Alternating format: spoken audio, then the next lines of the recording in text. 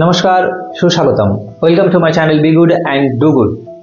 বাংলাদেশের একদল মানুষ আছেন, তারা ভারতের দিকেই তাকিয়ে থাকেন, বা বিশেষ করে বাংলাদেশের সাধারণ মানুষ তারা ভাবছে এই যে ইউনূস যে সরকার গঠন করেছে সেই সরকারের পতন কবে হবে। কারণ ইউনূস যখন সরকার গঠন করেছিল তার পক্ষে সেই সমন্বয়করা ছিল, তারপর উপদেষ্টা বানিয়েছে, তারা তো তার পক্ষেই আছে। কিন্তু সাধারণ মানুষের সমর্থন আস্তে আস্তে সরে যাচ্ছে, কারণ সাধারণ মানুষ বুঝতে পারছে যে ইউনূস যদি দেশ চালায় তাহলে দেশের অবস্থা দিন দিন খারাপ হচ্ছে এবং আরো খারাপ হবে, এবং ইউনূসের হাতে বাংলাদেশের কোনো সংস্কার বা ভালো কিছুই হবে না। সেই কারণে তাদের সমর্থন সরে যাচ্ছে। তবুও ইউনূস এখন যেহেতু ক্ষমতা পেয়ে গেছে, তাই আরো কিছুদিন সেই স্বৈরাচারী প্রথা চালিয়ে আরো কিছুদিন সেই ক্ষমতাকে ধরে রাখবে। কিন্তু বাংলাদেশের মানুষ ব্যতিব্যস্ত হয়ে পড়ছে। সাধারণ মানুষ ভাবছে কবে এর পতন হবে। ইউনূসের পতন ঘটাতে যদি কেউ পারে, তারা তাকিয়ে আছে ভারতের মতো দেশের কাছে, এবং ভারত যদি সাহায্য করে তবেই সেটা সম্ভব। তবে তারা যদি মনে করেন, মানে সাধারণ মানুষ যদি মনে করেন যে ভারত বাংলাদেশের ক্ষেত্রে কোনো ভূমিকা নিচ্ছে না বা কোনো প্রক্রিয়া চালাচ্ছে না এই ইউনূস সরকারকে উৎখাত করার জন্য, তাহলে সেটা ভুল। আমি পূর্বে অনেক ভিডিওতে বারবার বলেছি যে ভারতের যে অ্যাকশন সেটা কিন্তু হোমিওপ্যাথি ট্রিটমেন্টের মতো বা এই সিনেমার মতো হবে না। হঠাৎ করে কি আক্রমণ করে ইউনূসকে সরিয়ে দিল, এরকম হয় না।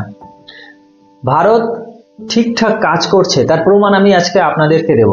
যেমন ধরুন, যে দুটো দেশ এখন সবচেয়ে বিপজ্জনক হয়ে উঠেছে ভারতের জন্য, বাংলাদেশ, এবং বাংলাদেশে চলে আসছে পাকিস্তানি সেনারা।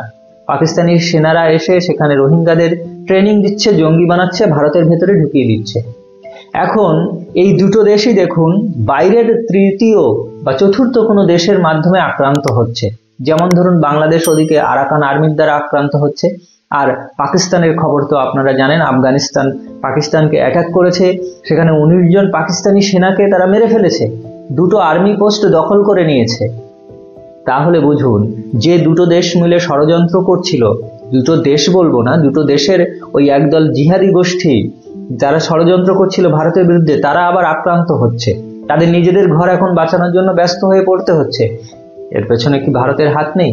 দোভালের মাথার বুদ্ধি কি এর পেছনে নেই? জয়শঙ্কর দেখুন আমেরিকাতে গেছে, আমেরিকায় ব্লিংকেনের সঙ্গে কথা হয়েছে, মানে বর্তমান বাইডেনের যে প্রশাসন চলছে তার যে এনএসএ ন্যাশনাল সিকিউরিটি অ্যাডভাইজার, সে ব্লিংকেনের সঙ্গে কথা হয়েছে। তারপর আবার মাইকেল ওয়াল্টজ, মানে ট্রাম্পের অ্যাডমিনিস্ট্রেশন তো শুরু হবে 20 জানুয়ারি, তখন যে ব্যক্তি এই ন্যাশনাল সিকিউরিটি অ্যাডভাইজার হবে সেই ওয়াল্টজের সঙ্গেও কথা বলেছে। তাহলে বুঝুন, আগের ব্যক্তির সঙ্গে কথা হচ্ছে, পরের ব্যক্তির সঙ্গে কথা হচ্ছে। কেন কথা হচ্ছে? তার মধ্যে আবার রুদ্ধদ্বার বৈঠক হয়েছে।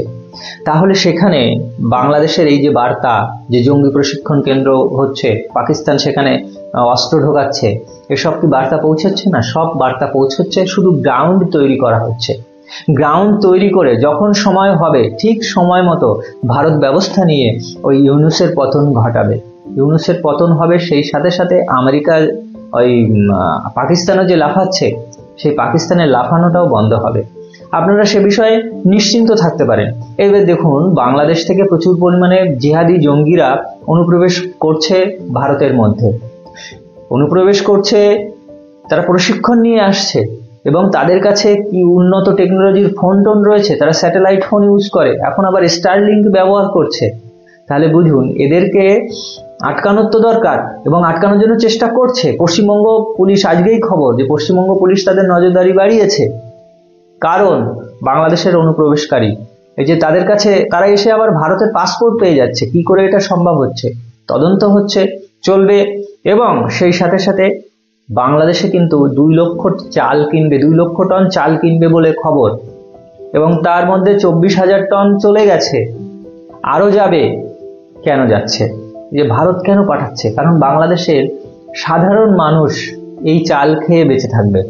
দেখুন, ইউনূস কখনো না খেয়ে থাকবে না, সমন্বয়করা কখনো না খেয়ে থাকবে না, না খেয়ে থাকবে হচ্ছে সাধারণ মানুষ। তাই তাদের জন্য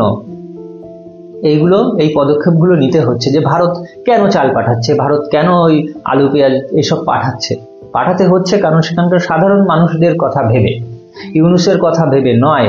তো সাধারণ মানুষ এই যে দাম বৃদ্ধি পাচ্ছে, এত দাম বৃদ্ধির ফলে তাদের ক্ষতি হচ্ছে, তারা কষ্ট পাচ্ছে। তাদেরকে বাঁচানোর জন্য, তাদের ভালো রাখার জন্য ভারত কিন্তু এইসব পাঠাচ্ছে, কিন্তু পেছনে পেছনে আসল কাজ চলছে। কারণ বাংলাদেশ এবং পাকিস্তান তারা কিন্তু আক্রান্ত হচ্ছে বাইরের থেকে। এটা দেখবেন, এটা একটা মানে কূটনৈতিক চাল, এটা চলতেই থাকবে।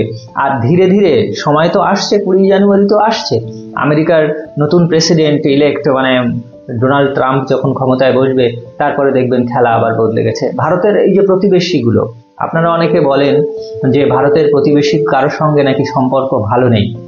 শ্রীলঙ্কার যে প্রেসিডেন্ট, বর্তমান প্রেসিডেন্ট, কিছুদিন আগেই ভারতে এসেছিল এবং প্রধানমন্ত্রীকে বলে গেছে যে ভারত বিরোধী কোনো কাজ আমাদের শ্রীলঙ্কাতে হবে না। নেপাল একটু লাফালাফি করছিল, ওরা অনেক টাকা ঋণ নিয়েছে, ঋণ নিয়ে 2খানা এয়ারপোর্ট বানিয়েছে। সেই 2খানা এয়ারপোর্ট বানানোর পরে ভারত বলেছে আমরা এয়ার স্পেস দেবো না ওই 2খানা এয়ারপোর্টের জন্য, ফলে ওই টাকা পুরো আটকে গেছে। নেপাল এখন চীনকে বলছে আমাদের মাফ করে দেন, আমাদের এই যে ঋণ আমরা নিয়েছিলাম এটা মকুব করেন। চীন কোনোদিন করেছে? সবাইকে ঋণের ফাঁদে আটকে রাখার জন্য চীন সব দিন কাজ করে এসেছে। আর এখন নেপাল সেই ফাঁদে পড়েছে, আস্তে আস্তে আবার বুঝবে, আবার ভারতের কাছে আসবে। কারণ ভারত এখন উন্নয়নশীল দেশ, ভীষণ তাড়াতাড়ি উন্নতি করছে। এর ফলে আশেপাশের যে প্রতিবেশীগুলো আছে তাদের তো একটু ঈর্ষা জ্বলন হবেই। এটা তো আমাদের বিশেষ করে এশিয়া মহাদেশে বেশি করেই দেখা যায়। তাই এইটা কিছুদিন পরে আস্তে আস্তে সব ঠিক হবে। আর বাংলাদেশের পরিবর্তন আসবে, বেশি সময় দেরি হবে না। ইউনূসের পতন হবে, কারণ ইউনূস বাংলাদেশের কোনো ভালো কিছু করতে পারছে না। আপনারা অবশ্যই কমেন্ট করবেন কেমন লাগলো, আর ভালো লাগলে অবশ্যই এটাকে লাইক করবেন। ভালো থাকুন, সুস্থ থাকুন। জয় হিন্দ, বন্দে মাতরম।